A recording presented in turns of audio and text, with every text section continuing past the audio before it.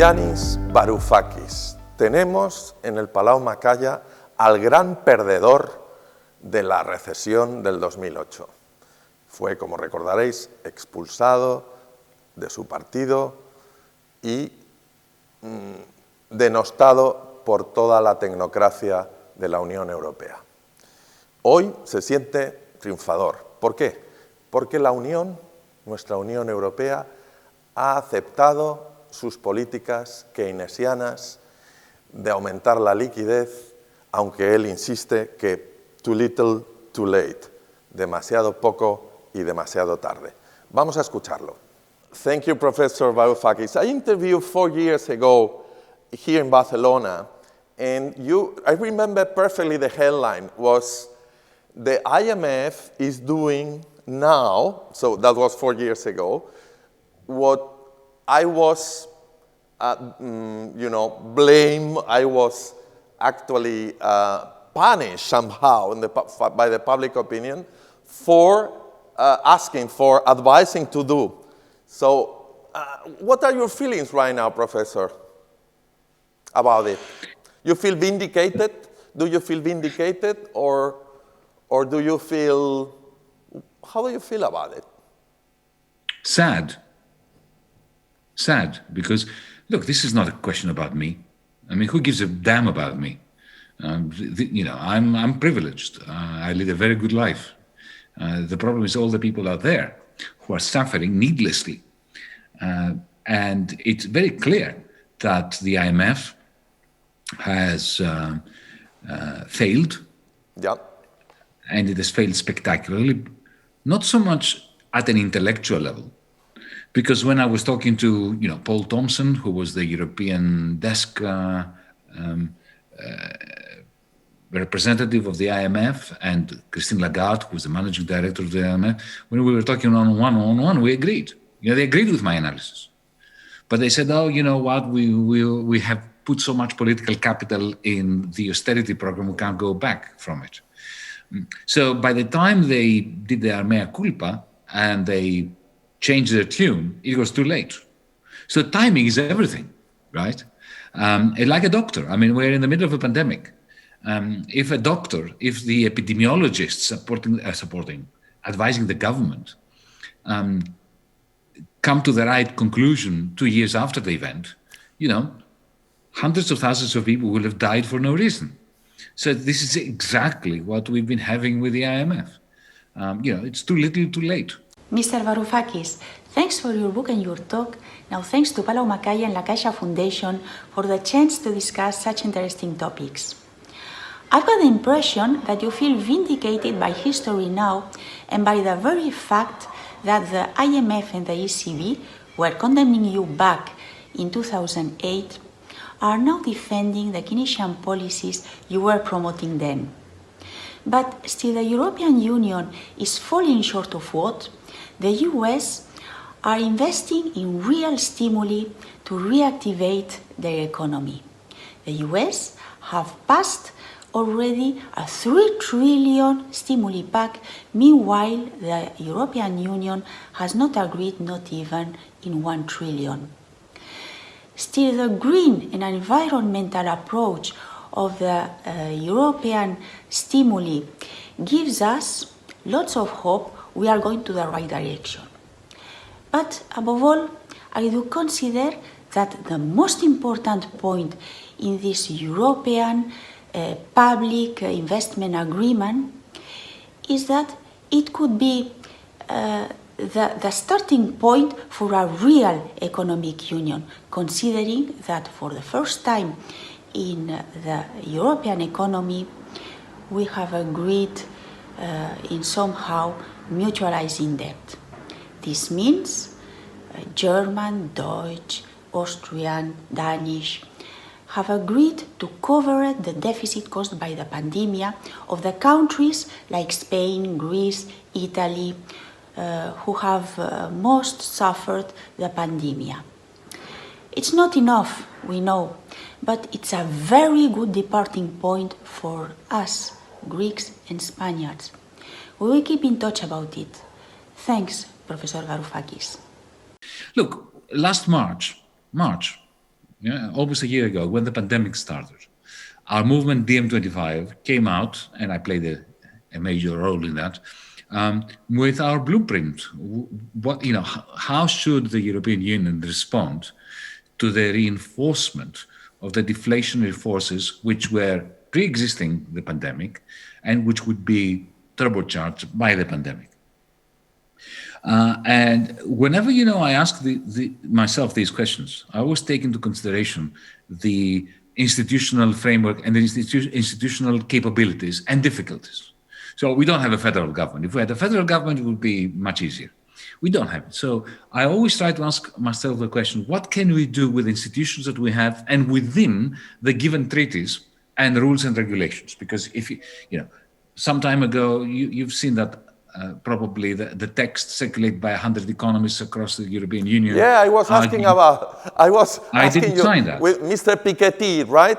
I didn't sign that. Why? Why? Because I thought it was a completely useless document. I mean, it was asking Lagarde to violate the constitution, the charter of the ECB. Why do that? I mean, it's senseless. All she has to do is say, look, I'm the employee of the ECB, I have a charter, I cannot violate. Go away. And which she did. So every answer I give to these questions is within the legal framework. So what could we have done? Let me give you an example, to cut a long story short. This is the DiEM25 three-point policy for countering the economic pandemic, March 2020. I'll just relate it to you. Please. Okay, 3 things that could happen quickly. You mentioned, and that's very important, speed. Speed, something that can happen today without creating new institutions and so on, that would take forever. So first thing that I would do... Brussels, Frankfurt too is slow. Yeah, but look, but if so that's why I believe in these 3 points that I proposed, because they could have been done within 24 hours. Why? Because they don't need new institutions, not even the recovery fund. First, the European Union Council should give the green light to the European Central Bank for the European Central Bank to issue bonds, 30-year bonds, up to 1 trillion euros. The ECB can do it tomorrow. You see, the ECB cannot monetize Spain's debt. They cannot pay for your banks. They cannot pay for your government. But there's nothing stopping the ECB from issuing bonds in its own name. Why? Because it's not banned. It's not in the charter. I mean, maybe they would have banned it if they had thought of it, but they didn't. So it's not illegal. And what is the point of this money? The point of this is this. Let's have an agreement that whatever our debt is at the beginning of the pandemic, the Spanish debt, the Italian debt, the German debt, right? All the additions which are due to COVID-19 are Europeanized. They are paid for by the ECB bonds. So effectively, the ECB bond is a Eurobond, which of course is not used in order to cancel existing debt or anything like that, but it's a shock absorber so that Spain does not have to have on its weakened shoulders the additional debt due to COVID-19. Right? And by having 30-year bonds, effectively we're giving ourselves as Europeans a deadline of 30 years during which to federate. If we cannot do it in 30 years, we can never do it, and then there will be no European Union. Okay, I agree. Point number 1. Point number 2, I said, give 2,000 euros to every European family. Credit it. The ECB... The states did. You know better than me, Professor. The US did so. They did it. They did exactly that. They did. I mean, they did it after I said it. I said it in March, they did it in April. Yeah. Trump did it. I mean, my goodness, if Trump... I mean, the Hong Kong Central Bank did it. The Hong Kong Central Bank, the Singapore Central Bank did it. The Australian Federal Reserve Bank of Australia did it in 2009. That's why they never had a recession in 2009. So we could do it. And I even calculate how much it would be. It would be 750 billion to do it.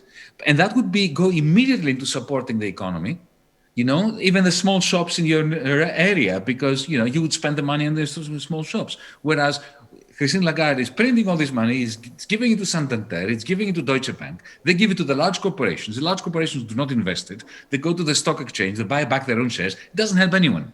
It's wasted energy. It simply increases inequality. Right.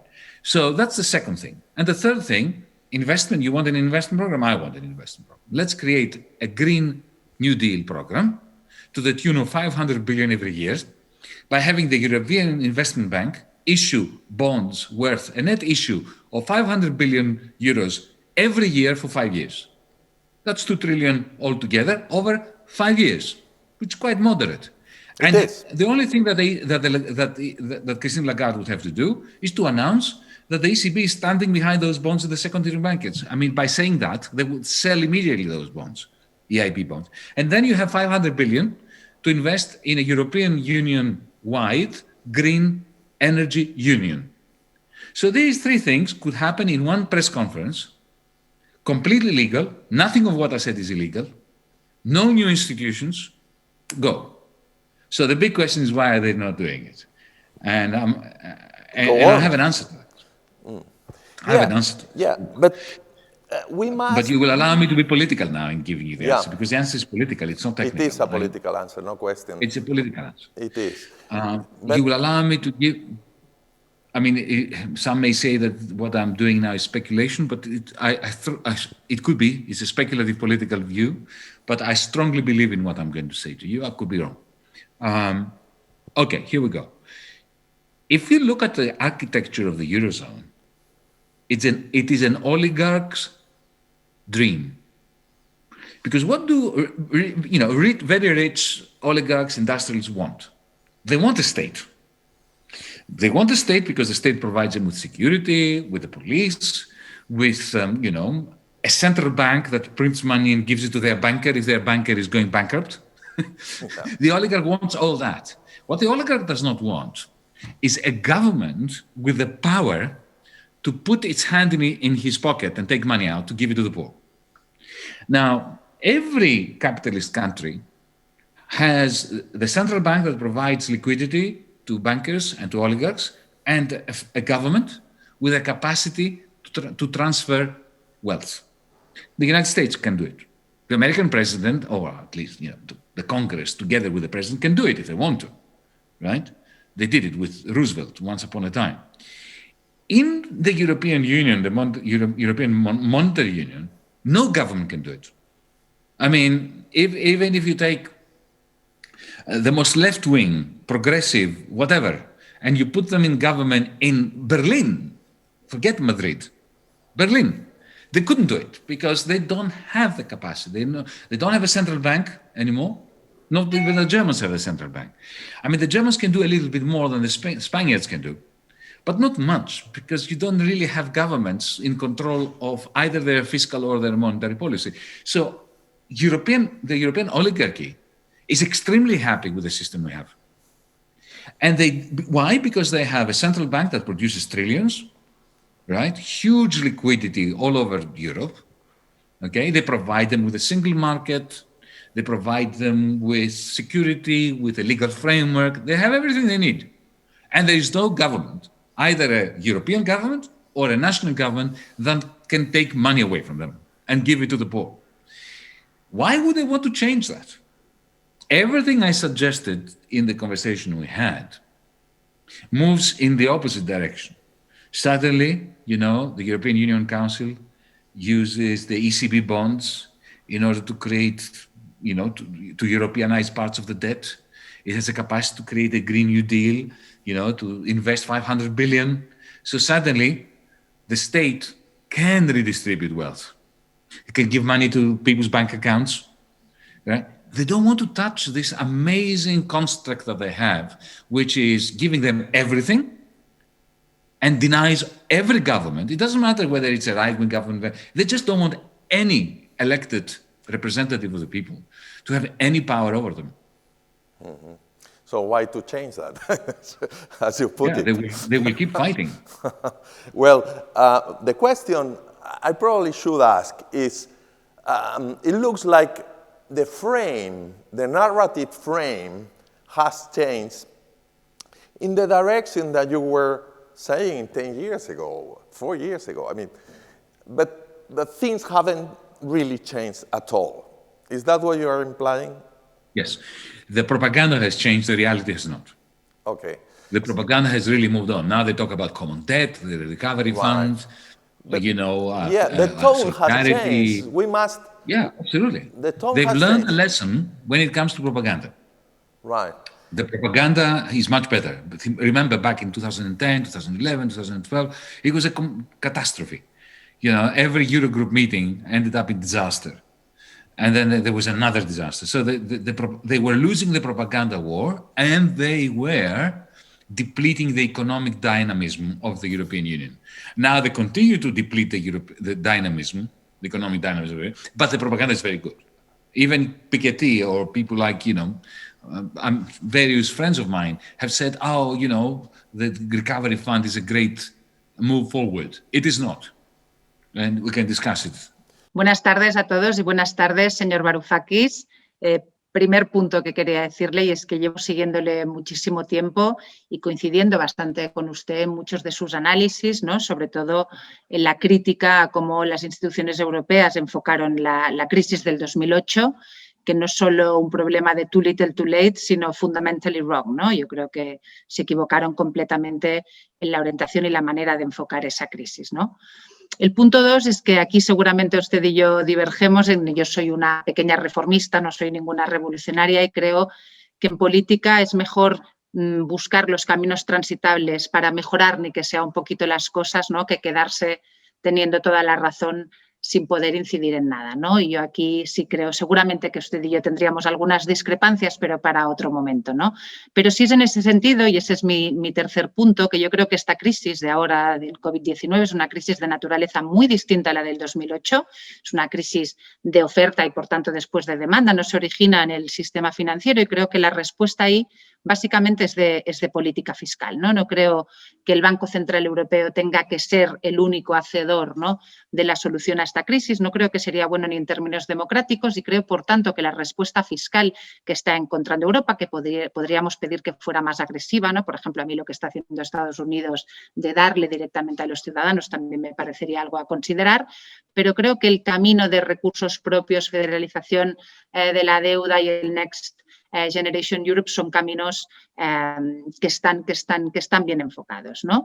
Y por tanto, y este es mi último punto en el poco tiempo que tenemos, la demanda de una quita de deuda pública por parte del Banco Central Europeo no sé si sería lo más efectivo ni lo más conveniente, ¿no? En términos, más allá de los términos jurídicos, que no son los que más me interesan, ¿no? Pero es que en términos económicos, por la manera que funciona, que es que el 80% de esto revierte en los estados y luego acaba revirtiendo en el tesoro de cada uno de los estados, pues creo que tampoco le significaría una diferencia muy grande a ninguno de los estados miembros. Sí se le podría significar una quita del sector privado, pero eso ya es otro tema y seguramente políticamente digamos, la señal que se lanza, que puede ser incluso que tengan que estar un tiempo siendo contractivos en gasto, creo que ahora sería políticamente y socialmente nefasto, ¿no? Y por tanto yo políticamente podría las energías en pedir otro tipo de cosas, ¿no? Sobre todo que el paquete de inversión sea un paquete que llegue, que se hagan las reformas de verdad y que acabe revirtiendo, por ejemplo, en temas como el empleo y el capital humano, que no está claro que reviertan ahí. Yo ahí sí que sería muy insistente y dedicaría mis energías económicas y políticas a hacer que esto pase. Allow me to tell you why I'm aghast about the recovery fund, why I think the recovery fund is a disaster. Because on the one hand, it really moves in the right direction when it comes to common debt. For the first time, we've agreed to have common debt, which is essential. Without a common debt, you cannot support the common currency. That was a step forward. Yeah. If it was only that. But when you look at it in the context of what the fund and the way the money is being distributed, it's okay. I wish that step had not taken place at all, because it is perfectly possible to make a step forward and 10 steps backward. And this is what they've done. And let me explain why I'm so aghast about the recovery fund. Now, take the United Kingdom, Britain, that is now out of the EU. It is a fiscal union between the south of England, the northeast, the northwest, Scotland, Wales. They are very different economies, okay? Now, imagine if the United Kingdom was run as the Eurozone or the European Union is. The beauty of the proper political union, fiscal union, like the UK or the US, is that there are automatic systems in place. So when COVID-19 hit Britain, like it hit Spain, right? Some regions suffer more than others, like everywhere. Unemployment went up in some areas, not so much in other areas. But automatically, without any politician sitting around the table to make decisions and to negotiate, money went, resources went from the richer areas from the areas hit less by COVID-19 to the poorer areas, without any discussion, right? Because when unemployment goes up in Yorkshire, more than in Surrey, taxes from Surrey are spent on unemployment benefits or furlough wages in Yorkshire without any negotiation. Imagine if in Britain they didn't have this system and they had a recovery fund. And they had to sit around the table, representatives from South England, from Northeast England, from Northwest England. And they had to agree amongst themselves before they even knew the impact of the economic pandemic on different regions, how much money would go from the south of England to the north of England. It would Nothing. be a poison discussion. Yeah. They would kill each other. The union would be destroyed. Will be too little, So too we are late, creating always. common debt. Yeah. We are creating common debt, and our representatives are sitting around the table, distributing that money amongst themselves, right? Without knowing how much money will actually be needed in the end, trying to preempt that. And then, of course, they start accusing each other. So the Southerners are accusing the Northerners of tax havens. The Northerners are accusing the Southerners of corruption. The Easterners want more coal.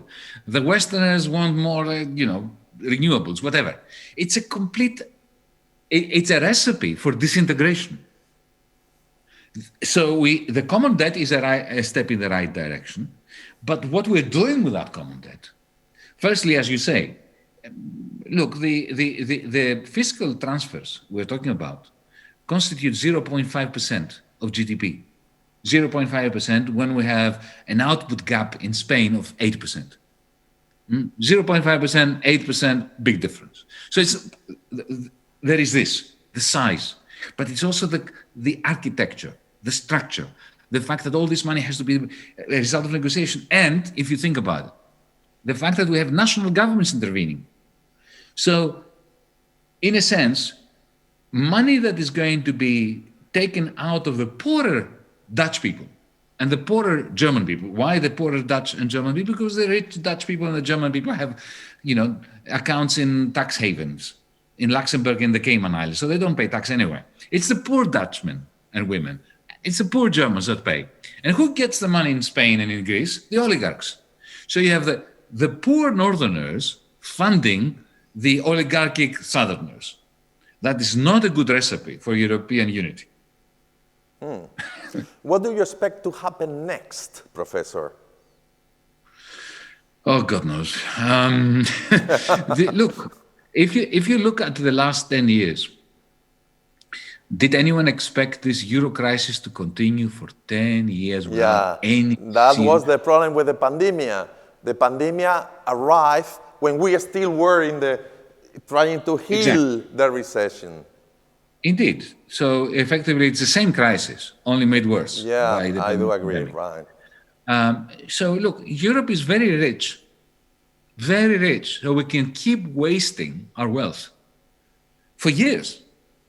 And because this is what we're doing. For the last 10, 11 years, we've been wasting Europe's resources, human resources, investments. We're falling behind. We're now behind the Chinese and the Americans on everything.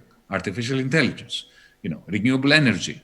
I mean, the Germans are still building lignite power stations in the year 2021. This is, you go to Germany, your phone doesn't even have a signal. Too little, we're too late, really again. Falling behind. Europe is slow. We're falling behind. And, the things that we are good at are now becoming obsolete. Yep. And the things that are going to be the wealth-creating industries of the future are in China and in the United States and in India. They're not here. They're not in Europe. So we are wasting. There is a lot of fat to burn, right? Yeah. But we are wasting it. That is my concern. So my concern is not that there will be tomorrow morning some kind of break. Right. I don't believe there's going to be another Brexit, for instance, anytime soon. Yeah. But the European Union is becoming increasingly relevant. Most forecasts for the coming year and 2022 show a healthy rebound of the economy throughout the European Union. The European Commission predicts a 3.7 increase of GDP in 2021 and 3.9 in 2022. However, this will by no means mean a return to a pre-COVID world anytime soon, as there are caveats to such a predicted V-shaped recovery. Some of the assumptions made, for example, that the COVID-19 infection rates will come under control soon and that the restrictions will ease, or that domestic demand will drive the recovery and that households will spend money saved during the lockdown, or that most businesses will survive more or less unscathed, are in my view highly uncertain. What we see is that the COVID-19 cases are on the rise in many EU countries. New and more contagious variants are spreading. Vaccination campaigns are nowhere near the numbers needed to allow for lockdown measures to be lifted entirely. It's true that fiscal programs, both by the governments and the European Union, have been very successful in supporting businesses and workers through the very sudden shock to demand and supply about 1 year ago. But we're also observing that the pressures on public finances are increasing and that there may be a delayed shock to businesses should governments be unable to support the economy in the future. And then, even if the economy as a whole is predicted to grow, it is by no means guaranteed that everyone in society will benefit from this. The COVID-19 crisis has showcased and amplified severe inequalities around the world, including in Europe. Young workers, women, migrant workers, as well as those that are not in formal employment relationships, such as outsourced workers or dependent contractors in the platforms economy, are the ones most affected. And without proper interventions, they will suffer the most in the long term. And then we should not forget that these categories of workers are increasingly accounting for a larger share of the workforce. Their propensity to consume will be affected, and they are less likely to contribute to an increase in consumption and growth. The crisis is also accelerating structural changes, many of which already started before the crisis, and we know that some sectors will recover while others will not. The seventh ILO monitor on COVID-19 and the world of work shows a further loss of hours worked in Europe of about 7% if the vaccination campaigns remain sluggish. So, what is the way forward? Well, I think that the only way forward has got to be on a continued effort at both the national and the European level to support all workers and enterprises, regardless of the size of enterprises, regardless of the employment relationship of the workers throughout the recovery. We need strong investments in social protection. We need strong investments in employment programs that will support all, including the most vulnerable workers in the society. And we need to have a program to green the economy on the way forward. And another key of success, of course, lies on the social dialogue and on the active engagement of social partners at both the national and the European level in the design and in the implementation of the COVID-19 related policies. I think that building forward better together requires a human-centered but also a progressive agenda that has got to be unprecedented in size and scope. We have to be innovative. Well, where does one start? But let me say that the pandemic has reminded us of things that we conveniently forgotten. Both those of us on the left and those of us on the right made a very big mistake in dismissing the power of the state. Because of globalization, we imagine that the state now is obsolete, markets are everything. And that was a common fallacy, both of the right and the left. Yep. Okay. Now we see that the nation state is much more powerful than we imagined. they can actually shut us into our houses, for months. Yeah. So that's one very big lesson. We have underestimated the importance of the state and state power. The question is, what do we do with the state power? How do we use it? Not whether the state has the power. The second myth that has been exploded is about money creation. That, the neoliberals used to attack me for, he's discovered the money tree again. When I was talking about clever ways of restructuring debt so as not to have huge levels of austerity that deplete the capacity of the economy to grow and therefore repay the debts. The socialists, they always discover the money tree. Well, now they've discovered the money tree. Yeah. Because they are printing money as if there's no tomorrow. Yeah. Okay? I mean, nobody disputes the money tree now. Not at all. All The very same people who were against spending €1 in a hospital, Right. now they say take trillions and throw them at the economy. Right. The state takes over everything. Yeah.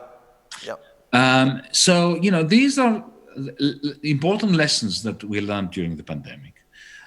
The importance of public goods, a public health system, our public health system that we allowed for years now to shrivel and die or to be seriously depleted. Now we are reminded by the pandemic what a good investment they are, because private health cannot really help us under circumstances of a pandemic. It is only mass testing, mass vaccinations, having a system that can actually support people who fall down.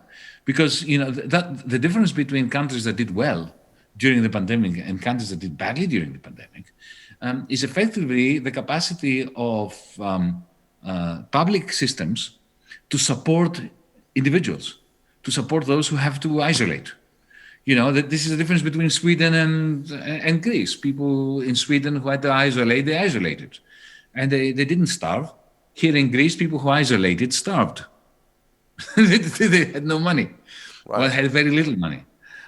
So, these public support systems proved, and I think they proved themselves invaluable, not only to left-wingers, but also to people from the conservative side of politics. So these are all important lessons. And I think that we will be judged by the future generations by our capacity to learn those lessons and to turn them into policies and institutional interventions that strengthen society's capacity to reproduce itself and to defend itself. We have two more laps in our talk. One is on the political consequences of economical decisions and situations. And we have seen in Spain, and we were joking about how Greece many times precedes Spain in political events, right? So now we have the far right that you guys had 10 years ago, and growing, now skyrocketing. And probably inequality is the main cause, but you have experienced that in your own country, and you know about it. And will you please elaborate? I mean, tell us, what's your point on far right and inequality? Because what we find in Barcelona last Sunday, it was voting. We vote, and the paradox, or maybe it's not a paradox for you, is that the far right, Vox, V-O-X, made very well in very poor neighborhoods and very rich neighborhoods. And as a result, they got a wonderful result. What do you think? I mean, what have you learned from inequality, economical decisions, and far right? You reminded me now that in one of my conversations with Wolfgang Schäuble when we were negotiating, right. I said to him, Wolfgang, I know you don't like my government because we're leftists, But I have to tell you something, and that I would like you to take this very seriously. We are Democrats. You don't like us. We don't like you very much. The feeling is mutual, but, we are Democrats and we're Europeanists. If you crush us and the hope we represent to those who voted us, the next people you're going to have to deal with are fascists. And they will undermine you even in your own country, in Germany, because they have strong roots in your country as well. The experiences of Spain and Greece are very similar, and have been similar for a very long time. Let me remind you that when in 1936 you were having your civil war, in the August of 1936, we had a fascist party, a fascist dictatorship, 4th of August 1936, that was installed in Greece. Right. So we are moving in parallel. You had your civil war in the 1930s, we had our civil war in the 1940s. We both entered the European Union on a wave of optimism with the Social Democrats, with Felipe González, you and André Papandreou, us. I remember. And they were friends. Yeah. Okay. Together we changed the European Union in the sense that we created transfers through the Mediterranean programs for funding. So the two countries are much closer together than, let's say, Greece and Italy are, or Spain and Italy, for some reason. Let's not get into too much detail on this. But what you explained, what you described, how Vox gathered a lot of support in Catalonia, both amongst the very rich and the very poor. Well, this is exactly what happened with the fascists in the 1930s, both in Spain and in Greece. And, it's not so much inequality as such that brings it on. It's hopelessness.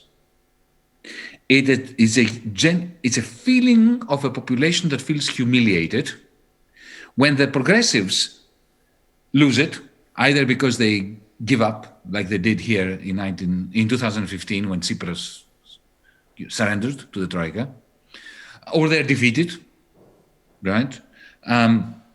When the left stops being a credible source of a program of hope, and you have humiliation, and you've got, the most important thing is not so much poverty, it's a reduction in living standards. When working class and petty bourgeois shop owners, let's say, see that their children are going to have a worse life than they did, this, it's a dynamic, it's not a static problem. When things are looking as if they're getting worse, and it's wholesale, and there is humiliation involved as well. When people feel that they are refugees in their own country. Yeah, I was asking you about that, because we have the same problem. We have immigrants. That is the moment. That is the moment when the fascists, dominate. Yeah, but coming back to the parallelism between Greece and Spain, we have tourism as it's about 18% of our GNP. I mean, it's crazy. Greece, probably something like that. Even more. Two figures. So we have huge problems with immigration, controlling immigration coming from Africa. You guys have Asia coming up. And, well, now immigration is global. So we have the same, we are gates for the European Union, gates of the desperate people of the world going through our countries. We have tourism, same problem. Beaten badly by pandemic. And what do you think the European Union has to give us some kind of better hand? Do we deserve? I think that whenever I hear the words European Union, I remember what Mahatma Gandhi said about Western civilization. He said it would be a good idea. So I think a European Union would be a good idea. It's fun. Yeah. We don't have a European Union. We have a European disunion. Now, Schengen is gone. We have borders. Refugees come to Lesbos, and it is European Union policy that they are kept on Lesbos. They are not even allowed to go to the rest of Greece. Why should the poor, refugees be stuck on an island? And why should the inhabitants of the island see their island turn into a prison camp? It is. It was, I remember one of the great criticisms of the Soviet Union was internal borders. Well, we have internal borders.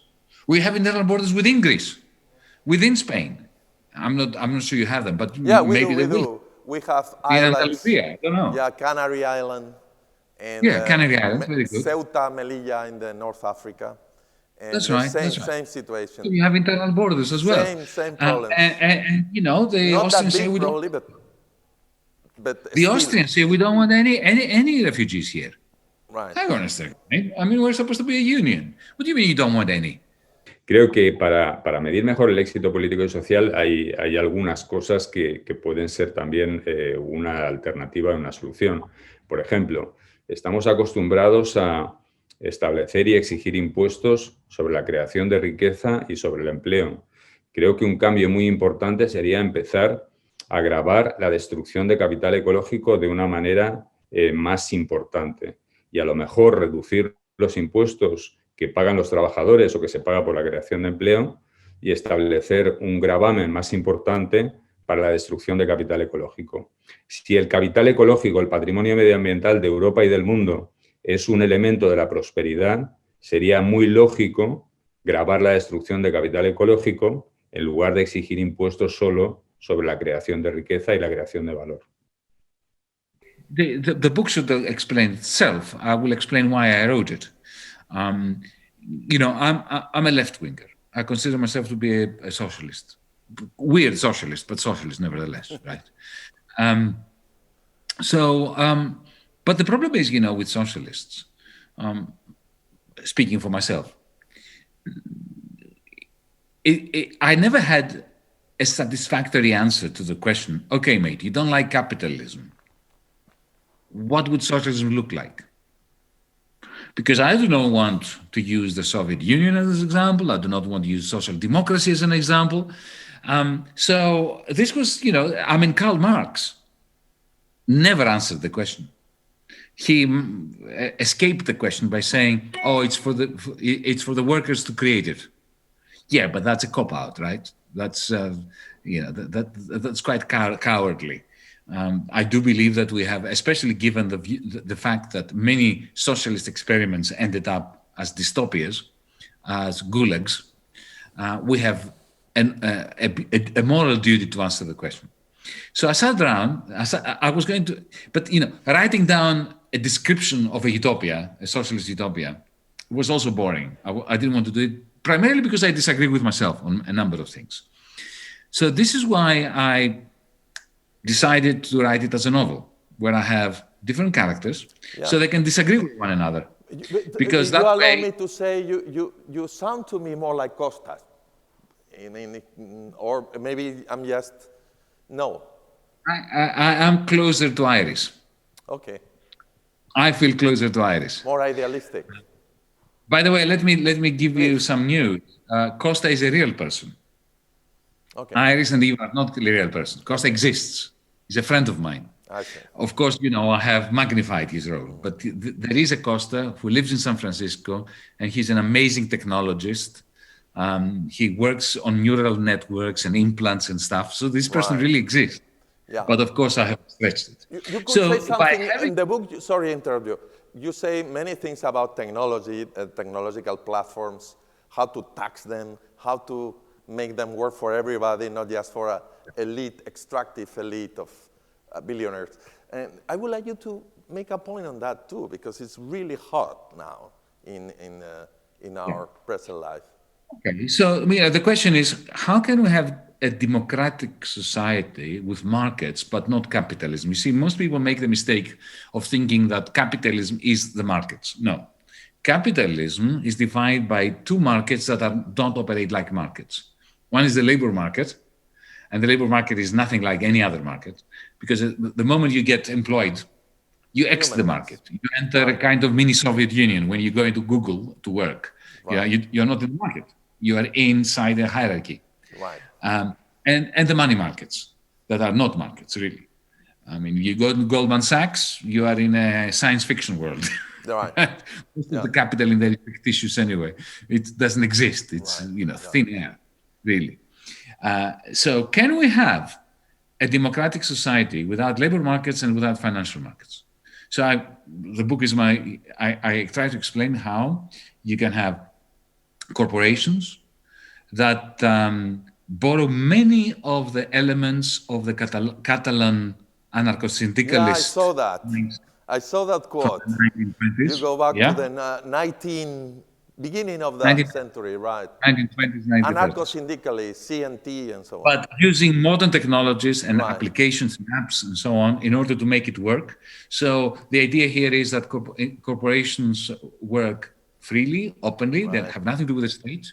They are private, but you have one employee, one share, one vote. And I explained how that would work and what effect that would have generally on competition in the marketplace. Money is effectively transferred onto the ledger of the central bank. Everybody has a free digital bank account. So suddenly you cut out the private banks. You don't need them. And if you don't have shares that can be bought and sold, because every worker has a share, then suddenly you have no share market. And how finance could be sophisticated, technological, international. I have a common accounting unit that is managed by something like the IMF. I call it the International Monetary Project, IMP. Differentiated. I try to answer the question, what about land ownership? How can you move away from private ownership of the land while at the same time not have communes, to have a way in which land can be used, managed efficiently and liberally, in a liberal way, without the state telling you what to do and who lives there, but without private ownership. These were all very difficult questions, and I struggle a lot to come up, with answers. And I try to blend them in this, political science fiction, where I have characters disagreeing with one another, because it's important. I'm not really settled, and you saw from the end of the book, which we would not want to reveal to our audience. In the end, I always leave the central question: how far are we prepared to go in order to bring about a better society? Because a lot of crimes against humanity have been perpetrated by those who have traded on the public good. No dictator, every dictator has claimed to be working to create a utopia. Okay. So, I'm very, very skeptical of utopias, and I'm very skeptical even of my own utopia. So I needed to, I was struggling to write a book which has this self-doubt in it and asks these pertinent questions and doesn't necessarily answer them, but provides the reader an opportunity to answer them. So, last question. New technology, as you say in the book, or Costas maybe more, makes it possible, right? Make possible another system, because we have now tools that we didn't have. But the question goes, okay, so if that utopia can happen, why would have the dystopia of Google concentrating money, billions, in the hands of very few, a handful of extractive elite billionaires? Why and what should be done? Taxing will be... That's how history works, isn't it?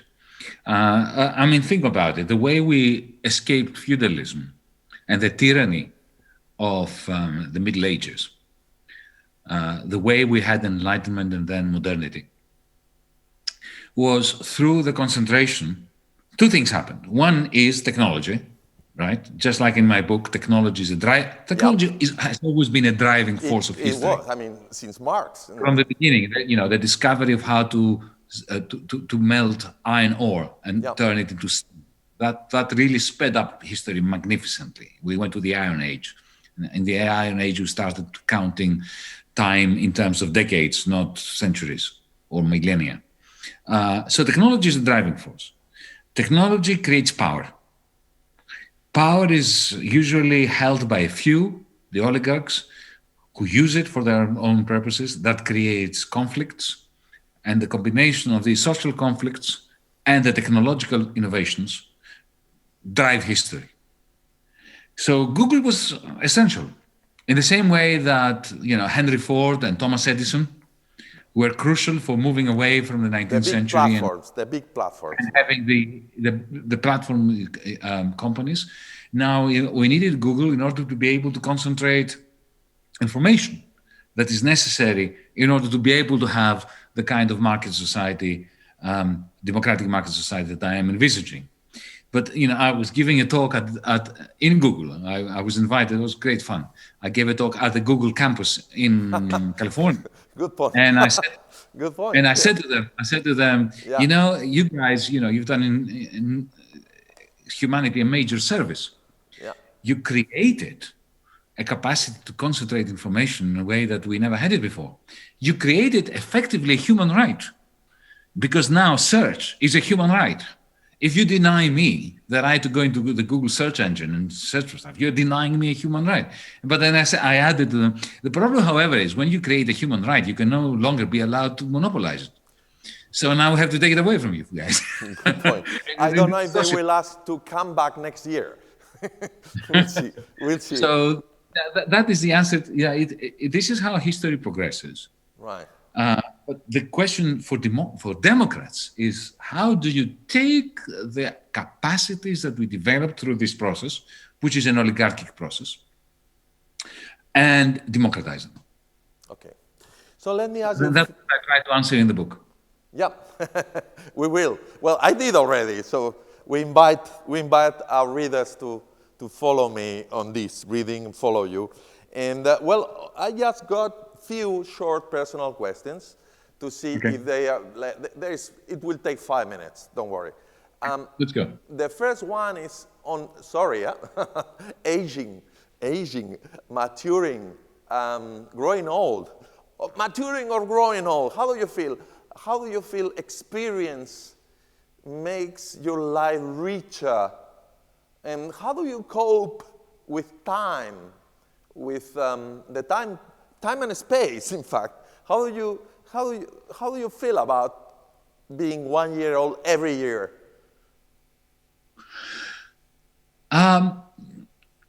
Look, this year I'm 60, so that's a big milestone. Right? I mean, next month. Hey, lucky you. For me, one thing really matters, and that is that I'm happier now than I have ever been. Great. Yeah, so I'm really privileged, and that is in the end all that matters. Would I want to go 10 years back? Under no circumstances. 20 years back, no. I think of myself when I was in my 20s with a lot of warmth, but no nostalgia whatsoever. I really do not want to go back to that period of my life in the 1980s. Under no circumstances. Lucky you. I'm a bit worried that my right shoulder hurts a lot more than it used to. So there's those ailments. But you still got the motorbike. You still have the motorbike. The same one. Okay, good. The same. Great. It's out there. Great. Lucky you. Lucky you. Yeah. You don't move to the bikes here. We are moving. Let's go. We are changing to the bike. Let's go. Cycling. Well, anyway. Oh, you mean bicycle? Yeah. No, I need my. Not the same feeling. Not the same feeling. We concede. I used to be a cyclist when I was young, but the bike feels better. I mean, I've the been motorbike. Cycling for many decades. Great. So you were born. Just recall us. You have double nationality, right? Double citizenship. Yeah, Greek and Australian. Okay, and you are now in the Greek Parliament. That's correct. Tell us a little bit, just a short sentence about being there, being part of everyday's political life in Greece. Oh, it's extremely gratifying because this time, unlike 2015, I'm part of a party that I helped create Meta 25. Yeah. Which means there are no backstabbings. You know, in 2015, I was part of a larger party with many sections and factions I and so on. remember, even We me. create, now our party, Meta 25, Yeah. is a party created by people who do not like parties. Okay, perfect. We do not like politics, we do not like parties, but we cannot allow the same old parties to continue ruling. All right. So it's a gang of people who do not want to be elected, who do not want to be ministers, who do not want to be members of parliament, who are doing it as a chore, as a duty. And, you know, if the key to being happy and genuine as a politician is not to be a politician. So if tomorrow, you know, we are not in parliament, it doesn't matter. Yeah. We're not going to be upset. This is not, you know, something that we've been wanting to do. Right. It's like taking the rubbish out at night. Yep. You take the rubbish out at night not because you enjoy it, Right. but somebody has to take it out at night. Okay, someone has got to do it, right? And what else we ask? Oh, you got 3 kids, right? Between my wife and I've got one biological child of my own. Congratulations. My wife has 2. Together we have 3. Great. Everybody's dog. okay with even the pandemic? Everybody's healthy and happy? Everybody's healthy and happy. My daughter is in Australia. This is where she's growing up. Congratulations. Yeah. And last 2 things were, one was, when I asked you about your creed, you told me once that you were a humanist believer, something like that. Yeah. It still works. That has not. Great. That has not changed. And we always ask people about their politics, but we had 1 hour talk on that. So it's more than enough. I really appreciate your help and your talent. Thanks a lot. Thank you so much. Thank you. Thank you, Yanis. Hola. Have a good night or Same day. to you. Bye-bye. Bye.